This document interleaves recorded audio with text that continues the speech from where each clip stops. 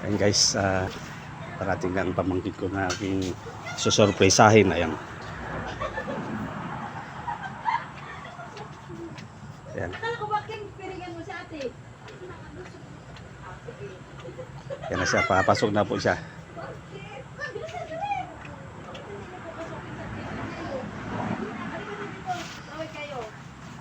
Ayan, ang birthday girl.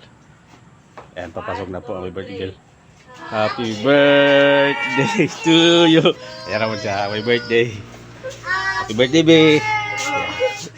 Ayan, napatulo ang luha. Ayan, napatulo ang luha niya. Happy birthday. Ayan, payakap po siya.